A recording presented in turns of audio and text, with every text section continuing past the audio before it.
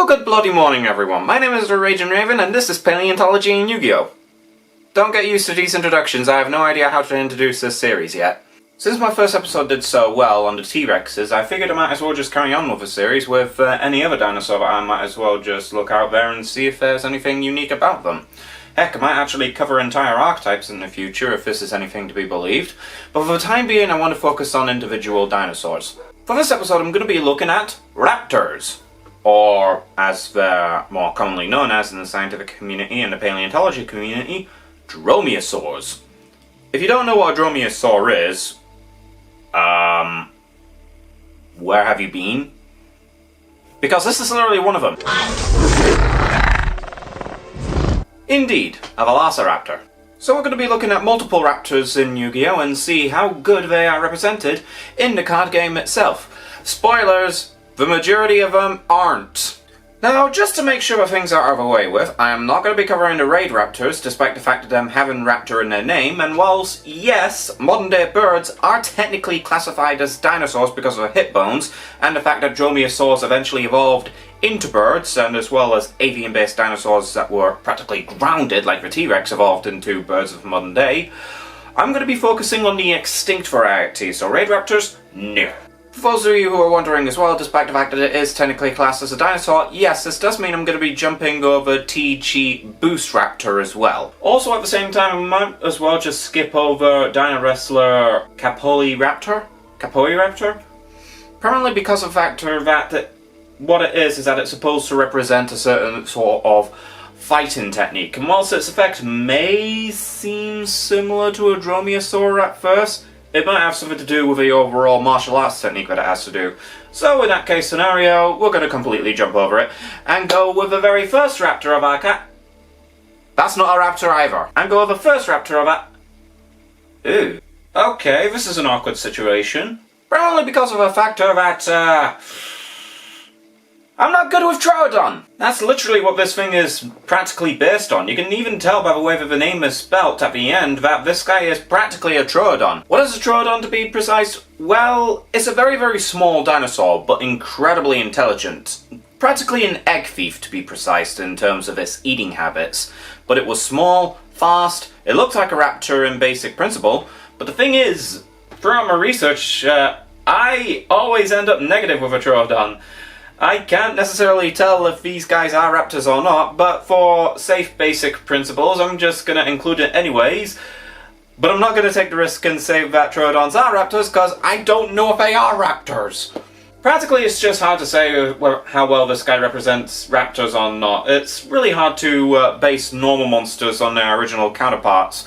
But at the same time, we might as well just look at it. I mean, it does emphasize the size and the possible strength of a TRAKODON if you were to fight one of these things. They can still pack a wallop, but, in terms of a real-life animal, that is, but, still nothing to deal with. There's when they're in groups that you should be worried about. And once again, talking about the real animal and not the effect monster. So, I don't want to literally count this thing as part of the roster of dinos we're going to be looking at, because I know literally nothing about TRAKODON, despite the fact of how well known it is. So we may as well just start another small place with Gilasaurus. Whatever kind of dinosaur Gilasaurus is based on, I'm not entirely sure. We can definitely tell it's a raptor, but I'm judging by its facial structure, it's Deinonychus. So we're just gonna roll with that. Anyways, Gilasaurus, how well does it represent dinosaurs? Well, in terms of artwork, it's fucking dreadful. Number one, why is its hands like that? Its hands are literally just pronated downwards. Fun fact for you guys, if a dinosaur's hand are pronated downwards, you know that it's wrong, because if it was pronated downwards like that, they'd have their wrists broken. Dinosaurs' wrists pronate inwards, like a pseudo clap, never downwards. That is wrong through and through. Thanks, Jurassic Park. Number two is the fact that it has no feathers. Number three, it has no feathers. Number four, the coloration. I can understand the dark browns and such, but why the whiter underbelly? I guess it may be possible that some raptors may have lighter underbellies and such, but even so, I'd expect it to be brown practically all around with a slightly lighter shade of brown underneath, but not almost like a pale white. I mean, it's hard to see, but you can actually tell underneath his armpits right there that he literally has a pale white underbelly. Number 4, No. Number 5, those eyes. Where's the pupils? Number 6, no bloody feathers! In terms of effect though, we can actually come across as intimidating. I mean, he just throws himself on the field practically straight away. And when raptors hunt in groups, if you're playing a combo-based deck with dinosaurs and you actually open up this thing multiple times, you just simply throw them out on the field straight away and already your opponent has to deal with an entire pack of raptors staring at him. Hell, I've actually seen a rank 3 deck that... Hell, I've actually seen a level 3 spam deck that actually utilizes multiples of these guys. So, yeah, Gilasaurus, it started off fairly piss poor when it first started off, but as it got older and older, it's more intimidating. Like an actual raptor. Starting off small in its younger age, you know that it's not a force to be reckoned with as such, but as it gets older, it can literally be quite intimidating. So our next dino is that...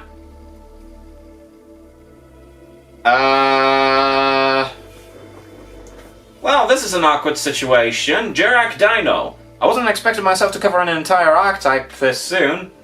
And I already said earlier on that I might actually do archetypes in the future with the DINOWRESTLERs, but I decided to jump over DINOWRESTLER Gilasaurus mainly because of the fact that it has more to do with its martial art style than it does the dinosaur. But why am I hesitant around this guy? Well, apparently enough, this damn thing was supposed to be a Deinonychus. Okay, so where are the wrong things with this thing and where are the right things with this thing? Well, let's go back to Gilasaurus. For starters, it had a wide head, and we can see that this thing might have a wide head, but it wasn't that flat. Hell, the head on this thing looks more like a Majungasaurus than it does a Deinonychus. Secondly of all, Deinonychus was supposed to be sleek, fast predators. Very, very nippy across the entire terrain with which it hunted from. In other words, you can literally not outspeed this dang thing. Hell, I hardly doubt that even a top-tier racing dog can outspeed a Deinonychus. This thing looks like it can't outrun anything to save its life. Forget the artwork, there's no way that that belly can be supported with its running speed. Next up we have its dismal hands. I get artist's choice with the old archetype, but come on. There's so much that I can take the suspense of disbelief, and those hands are just... my god. And finally, there's no killing toe. Look, if you're going to have at least one dromaeosaur be represented in your archetype, then at least acknowledge the fact that the most iconic factor of any and all dromaeosaurs is literally the size of their killing toe. My goodness, there's so much more wrong than I originally expected with this thing. It's actually unbelievable. So I never actually read this guy's effect, so let's actually look over it right now and see how well if that can represent a raptor in comparison to Gilasaurus. Once during each player's end phase, if this card destroys an opponent's monster by battle this turn, you contribute one JURRAC monster to draw 2 cards. That's it? Not necessarily what I could think of when it comes to a raptor monster. I mean, to be quite frankly honest, yeah, I can understand the factor that if it wants to represent like a mother hunting for its young, then sure. But you have to tribute one of them in order to draw it. No. But let's look at JURRAC VELO. Now, you guys may be wondering why I didn't comment on the factor that the last JURRAC Dino, didn't have feathers. Well, that's because there's this interesting art scheme with the JURRAC monsters, where feathers on them are literally replaced with fire. So, I can give him a pass for that. It's a cool art choice, at least. But I might as well just comment on it now for both Dino and VELO, because of one simple factor. There's barely any fire on this thing. And if you wanted to represent fire over feathers for the Raptors' overall designs, or for any Dino's overall designs when they were confirmed to have feathers, why not let them be covered in it? I mean, for crying out loud, that would make them literally look fucking amazing. Can you imagine like an infernal dinosaur just burning up as its fire is literally the feathers all around its body? That would be fucking badass! Hell, it would actually look like a heavy metal cover now that I think about it. But what makes this guy so much of a bad raptor? Well, it's supposed to be a VELOCIRAPTOR. That head is way too bulky and not long enough to be a VELOCIRAPTOR. VELOCIRAPTORs have this weird skull shape when you compare them to other dromaeosaurs. If we look at Deinonychus' skull shape, for instance, we can see that it's a fairly bulky head, even for a very nippy raptor. Then we look at UthahRaptor. It has that weird undercut jaw, or technically uppercut jaw as it's known as. But when you look at it, you can still tell that it looks like what you'd expect to be a raptor. VELOCIRAPTORs though look freaking weird. I mean, just look at this thing. It has a long snout, but it then just suddenly bumps up at the top where the nose is at. And this thing doesn't even reflect that. It looks more like the Deinonychus skull. So how well does this guy fare in comparison to the others in terms of what a raptor can do? Well, let's have a look at him. When this face-up attack precision card attacks or is attacked and is destroyed by battle and sent to the graveyard, you can special summon one JURRAC monster with 1700 or less attack from your deck. Does this represent a raptor by any means? No, but to be quite frankly fair, Yugioh has had a large reputation of having recruiter monsters, so I'm not going to give this thing flack just because it has a recruiter effect. So, next monster. Oh yeah, I forgot to mention, no killing toes! Next we have Black VELOCI, and oh, come on! You almost had it! Only the arm feathers. Although here's an interesting fact about that I kind of find kind of weird. Black VELOCI has 2 front toes rather than 3. It doesn't have a killing toe, but surprisingly enough, this thing looks more like a raptor than any of the others do. I mean, his hands are still pronated downwards like the other ones, yeah, but he still looks like an actual raptor in terms of like facial structure and how its body length is supposed to support speed. But I hardly doubt it without a 3rd toe though being a killing toe. Anyways, let's look at this effect and see if that translates well with its design to make him more of a raptor. If this card attacks an opponent's monster, this card gains 400 attack during a damage step only. If this card is attacked by an opponent's monster, this card loses 400 attack in the damage calculation only. So this is interesting. Why is that? Well, one thing that you know with the raptors is that even if they coordinate in groups, they're a royal pain in the ass. They circle around you, they take little bites out of you, scratch you a few times, they do their best to wall you off. And whenever they attack you, they definitely have the upper advantage. But when you attack them, it's literally game over for them. You may be able to get lucky if you kill off one raptor in a pack, but if a pack is attacking you, they're gonna win. Now obviously this doesn't translate well into the card game, sure, but in terms of effect, that's possibly the best represented effect so far for a VELOCIRAPTOR, their strength and weakness. When they attack, they have the advantage, but if they get attacked, they have to literally get away fast enough or they're dead. The non-archetypal raptor is the best representing raptor so far.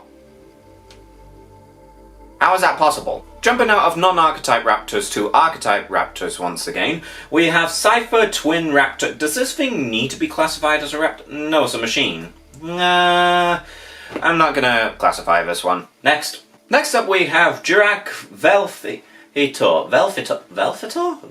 We're going back to the JURRACs again. Now, unlike the other JURRACs when I never knew what their effects were, I literally know what this effect is, because I was actually tempting on using it when the Dino Smasher structure deck was already coming out. But is it a good representation of a raptor? No, it is not! Like I've been saying earlier on, it's practically a common thing right now to expect me to say when you fight a raptor in packs, because that's what raptors do. They hunt in a pack. If I try and fight something solo, they might as well just consider it game over at that point because they're never going to win. Pack hunting is their way to go. How do they hunt it in packs? Well, they look around in small areas to find their certain prey item, and if other raptors are in the area, they form small hunting posses to zero in on one target and to claim that prey. Or they literally hunt in family groups, where they go along with their families to literally seek out and snag on to any prey item. This guy, though, is trying to be a lone survivor, as all this effect says is that he gains the attack of all the raptors put into him. So, does that make it worthwhile for that effect? No. I mean, like I said earlier on, aside from the mother trying to care for its young, raptors are pack hunters. Although to be fair, its fire placement is a little bit better than the others, and it actually has the killing toe this time around. But in comparison to the other raptors so far, this one's kind of terrible. Now entering into some interesting category this time around, we're going into Steel Cavalry of DINONE. The reason why I say this is interesting is because we're not looking at this sword-wielding dino at the back, we're actually looking at what's carrying his chariot, being a pair of raptors of all things. And all I can say is that I love these designs. Now, I don't know whether all of those spike things are just armor placements along with the helmets at the front, or those helmet-looking things are just actually part of a raptor's body, but let's take it as a benefit of the doubt and say that those are helmets and let's just roll with it. So why am I happy with these designs? They have feathers! Although they don't have a killing toe. But their hands are pronated inwards. Some of you may be thinking to yourself, no, Raven, do you need to go to Specsavers? Those hands are definitely pronated downwards. No, those are inwards, because that's how a raptor runs. Raptors usually run almost similar to like seeing a grounded hawk, to be quite frankly honest. Not completely flapped out with their wings, but what they do is actually kind of simple. They have their arms pronated inwards, and if they want to turn in a particular direction, they lift up one wing that would help them pivot into that direction. So if they wanted to go right, for instance, their right wing would pivot upwards, allowing them to turn right. If they wanted to pivot left, their left wings would turn up in order to pivot left. And it's not just their wings that have feathers, it's also tail feathers in the background as well. Yes, tail feathers, you can actually see those things. I love these guys' designs, true and true, but I wish they had a better effect. Although, to be quite frankly honest, the effect might be representative of the knight rather than the raptors, because the raptors is technically carrying the guy. So, in terms of designs, the raptors here, my favourite so far. But we're not going to look at the effect, just to be on the safe side. And one asset that I'm actually kind of glad of, we see a pair of them. Reaching the penultimate raptor right now. For this one, we have our very own Souleating OVIRAPTOR. The kind that many people once banned, and at the same time will never hit the ban list because it's practically doing nothing to impact the meta. But to be quite frankly fair, this is a very well represented dino in terms of its effect. And you could argue the interaction with Lost World as well at the same time, and with the baby dinosaurs. This one's a little bit of a weird one to describe in terms of its overall aesthetics, because it looks like a tribal ghost phantom dinosaur. I'm not saying that's a bad thing, no. It actually looks pretty damn cool, but it's kind of odd when trying to describe it in a paleontology standpoint. But here's an interesting factor that you may know. This thing's not an OVIRAPTOR! Post-production Raven here. About Souleating OVIRAPTOR. I said that it wasn't an OVIRAPTOR, but my research is relatively confusing me right now at the moment, so I'll just present you with what I've actually found out. Souleating OVIRAPTOR is an OVIRAPTOR, however, it's part of a genus name, and the OVIRAPTOR it's based on is most likely City Paddy. This is City Paddy right here, and trust me, I am not stumbling on my words. City Paddy is practically just a very big and bulky OVIRAPTOR. Having that fang that's in the beak and at the same time the big bulky legs and tails along with the long arms is basically one-to-one with what Souleating OVIRAPTOR is practically showing here, along with a big thing that is the top of the head. I often get OVIRAPTORs confused just like TRAKODON, so my bad. Please forgive me. So if any of you guys are wondering what kind of effect-wise this thing represents for OVIRAPTORs, at least for the OVIRAPTORs at least, is a pretty well-represented effect. OVIRAPTORs are known to be egg thieves, and very annoying ones at that. And this guy's effect, even in conjunction with Lost World, he constantly targets the eggs. And when he's out hunting the eggs as well, he has to make sure that he doesn't alert any of the parents that he actually snatches the eggs of, and if he manages to snag them up successfully, it makes for an interesting meal. Which reflects this effect almost well. If you add the dinosaur to your hand, he's alerted to the parents. However, if you send the dinosaur to the graveyard, the egg doesn't hatch, and he has his meal. Am I thinking a little bit too much about it? Yes, but if Gaijin Guba can represent some of the smallest details of ninjas and some pop culture to how well represented they can be as actual ninjas, then yes, I'm going to take full advantage of it. His last effect though was a little bit odd, destroying a monster on the field to resurrect a dinosaur from the graveyard. It's a little odd, but people use it with the eggs over and over again. Destroy one egg, hunt another egg. Yum yum yum.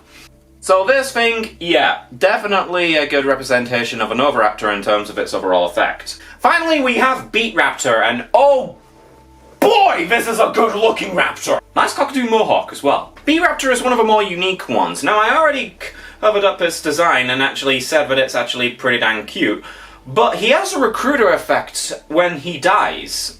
Literally. Whenever he dies, he summons out another BEATRAPTOR from your deck, which is actually very, very good. Why do I say that? Well, like I said, raptors usually hunt in groups, and if you're gonna kill one of them, you got several more to deal with. And the fascinating aspect is that when it comes to a raptor hunting his prey, BEATRAPTOR actually has his hunting forte right. He starts off weak, yeah, but then again, raptors usually chip away at their prey before they wear it out and kill it over on the spot.